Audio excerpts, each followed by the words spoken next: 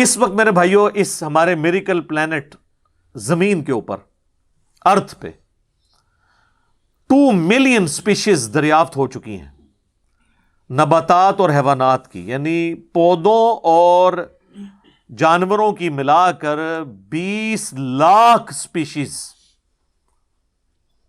یعنی 20 لاکھ ٹوٹل مخلوق کی تعداد نہیں ہے، ان سپیشیز میں سے صرف انسان ایک سپیشیز ہے، اور انسان ہی 7 ارب کے قریب تو ہیں دنیا میں۔ اس طرح گننا شروع کر دیں، انسان، گھوڑا، کوا، چیل، مرغی، خچر، یوں آپ گنتے چلے جائیں انسان کے علاوہ جتنے بھی اس روئے ارض پہ آباد ہیں چیزیں، چاہے وہ جانوروں میں سے ہوں چاہے وہ نباتات پودوں میں سے ہوں، تو ان کی سپیشیز 20 لاکھ ہیں، اور یہ ابھی وہ ہیں جو دریافت ہوئی ہیں۔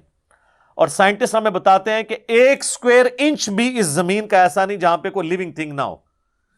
1 اسکوائر انچ یعنی انچ بائی انچ کا جو ڈبہ ہے نا، اتنی جگہ بھی ایسی نہیں ہے جو خالی ہو کسی زندہ مخلوق سے۔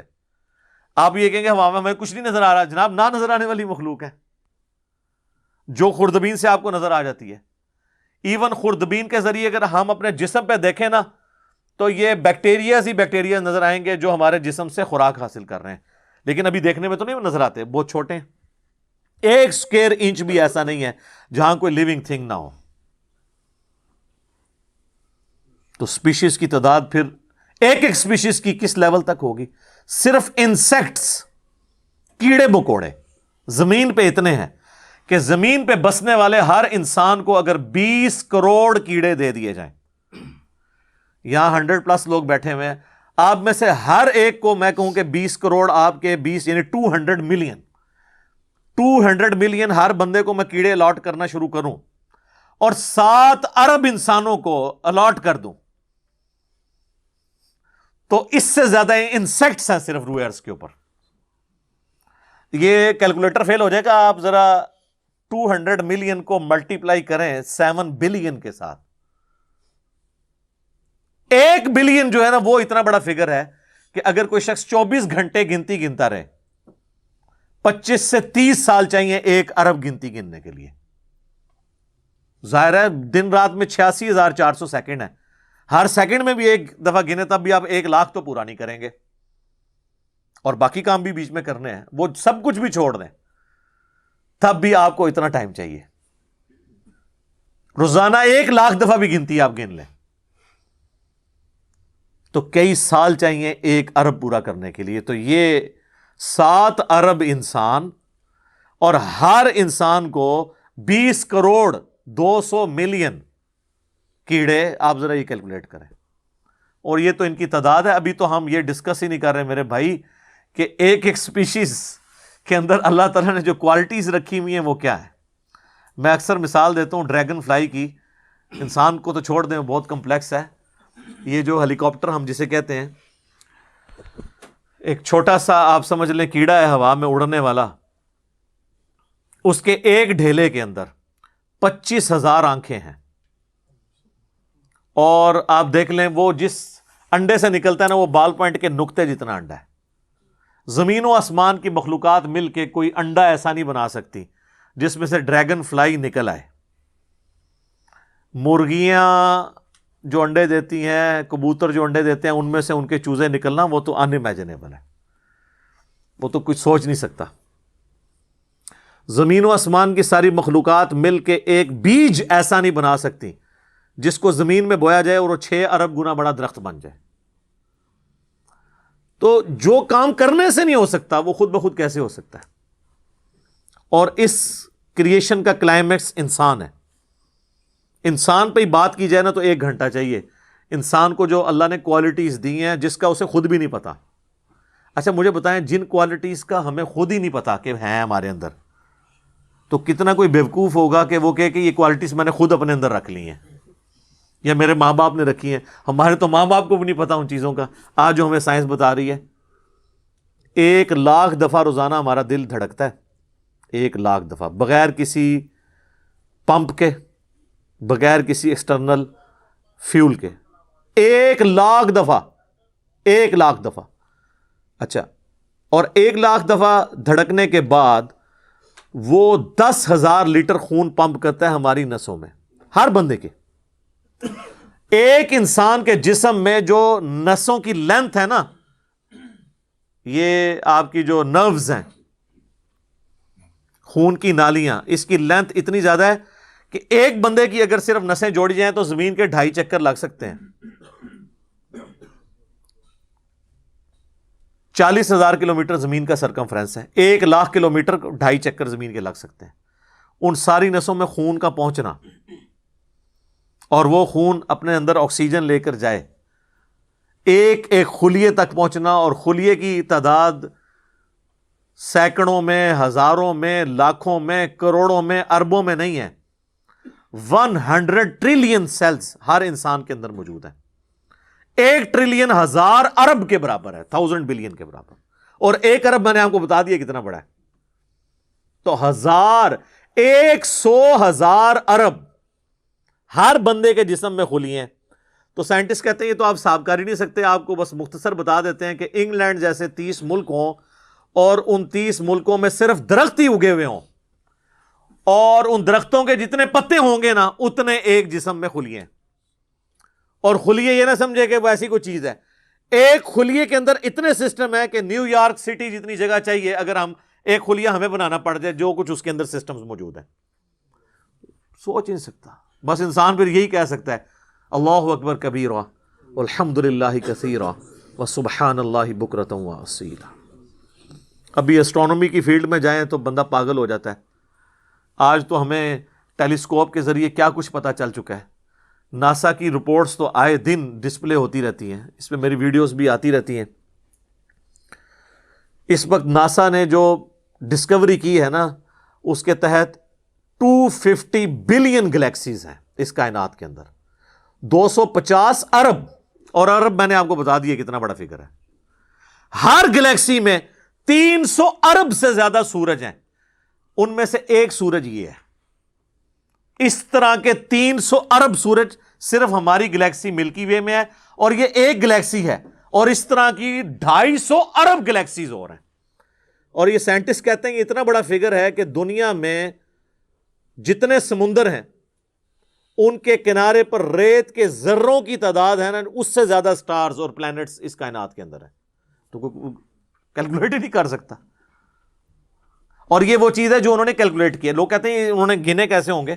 وہ ایک تھوڑا سا ایریا کنسیڈر کرتے ہیں، اس کے بعد اوور آل لے کے اسے ملٹیپلائی کر دیتے ہیں.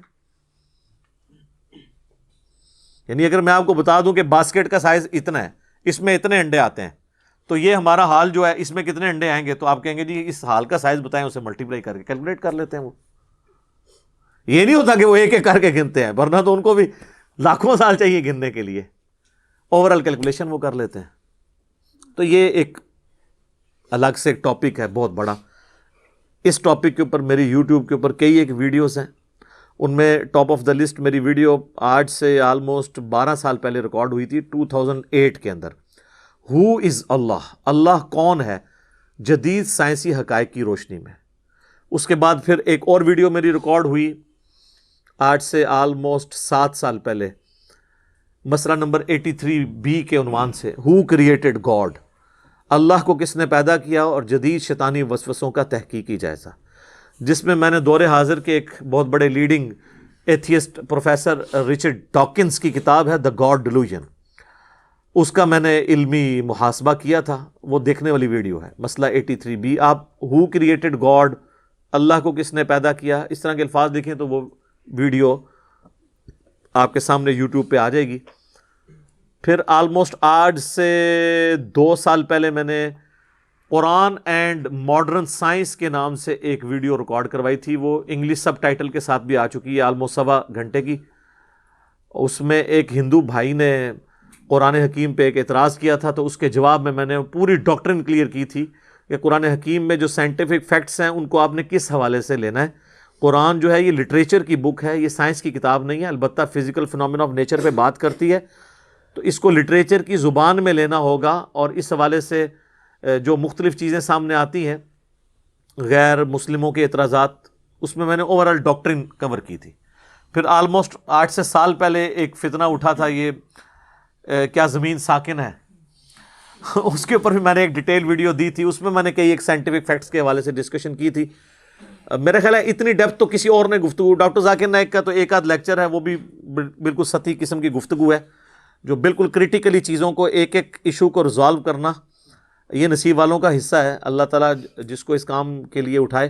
تو میں نے یعنی ہر اعتبار سے کئی ایک ویڈیوز میری ریکارڈڈ ہیں. اس کے لیے بڑا پھر بلیک ہول کی ڈسکوری ہوئی 8 سے 2 سال پہلے، اس پہ میری ایک ویڈیو آئی تھی. تو آپ یوٹیوب پہ جا کے سائنس اور انجینئر محمد علی مرزا لکھ دیں تو وہ ساری ویڈیوز ہیش ٹیگ کے ساتھ آپ کے سامنے آ جائیں گی. ایک ایک کر کے دیکھنا شروع کریں. اب میں وہ ساری باتیں، یہ تو میرا بڑا فیوریٹ ٹاپک ہے، میں 1 گھنٹہ اور فی البدی ان فیکٹس پہ بول سکتا ہوں، لیکن اب آلموسٹ آدھا گھنٹہ پیچھے باقی رہ گیا، تو میں نے یہ آیات بھی مکمل کرنی ہے. میں نے اوورآل ایک اس حوالے سے آپ کو بتایا کہ یہ کوئی چھوٹی چیز نہیں جو اللہ تعالیٰ فرما رہا ہے کہ آسمانوں اور زمین کے پیدائش میں اور رات اور دن کے آنے جانے میں. اب یہ رات اور دن کا آنا جانا یہ کوئی چھوٹا معاملہ ہے؟ آج تو مطلب سائنس کی وجہ سے ہمیں جو چیزیں پتہ ہیں وہ ہم سے پہلے تو لوگوں کو پتہ ہی نہیں تھی. ان کا تو ایمان بالغیب تھا جن باتوں پہ، ہمیں تو وہ چیزیں سامنے نظر آ رہی ہیں. 3 بڑی بڑی موشنز جو ڈسکور ہوئی ہیں نا زمین کی، ان میں سے پہلی موشن یہ ہے کہ زمین ہر سیکنڈ میں آدھا کلومیٹر اپنے محور کے گرد گھومتی ہے. 1 سیکنڈ میں آدھا کلومیٹر، جس کی وجہ سے 24 گھنٹے میں ہمارا دن رات مکمل ہوتا ہے. میں ایکویٹر کی بات کر رہا ہوں، اس کے ارد گرد، میں نارتھ اور ساؤتھ پول کی بات نہیں کر رہا. وہاں تو سورج ود رسپیکٹ ٹو زمین جو ہے افق کے ساتھ چل رہا ہوتا ہے، وہ الگ معاملہ ہوتا ہے. وہ پھر آپ کو پوری سائنس سمجھانی پڑے گی. ایک عام ڈسکشن میں بات کر رہا ہوں. دوسری موشن ہے زمین کی 1 سیکنڈ کے اندر، یہ تو ہوگی نا آدھا کلومیٹر، وہ ہے 1 سیکنڈ کے اندر 30 کلومیٹر سورج کے گرد. اور یہ اس رفتار کو کوئی سوچ سکتا ہے؟ 1 سیکنڈ میں 30 کلومیٹر، یہ گولی کی رفتار سے 60 گنا زیادہ رفتار ہے. یہ 1 سیکنڈ میں 30 کلومیٹر. گولی 1 سیکنڈ میں آدھا کلومیٹر طے کر سکتی ہے، اور زمین 1 سیکنڈ کے اندر سورج کے گرد 30 کلومیٹر، جس کی وجہ سے 365 دنوں میں ہمارا سال مکمل ہوتا ہے. اور یہ 2 تو پھر بھی تھوڑا بہت بندہ دماغ میں سوچ سکتا ہے. جو تیسری موشن ہے نا، وہ زمین اور پورا ہمارا یہ سولر سسٹم سمیت ہمارے سورج کے 1 سیکنڈ میں 200 کلومیٹر کی رفتار سے ایک سٹار ویگا ہے اس کی طرف پچھلے 15 ارب سال سے ٹریول کر رہے ہیں. ذرا آپ ذرا لینتھ دیکھ لیں.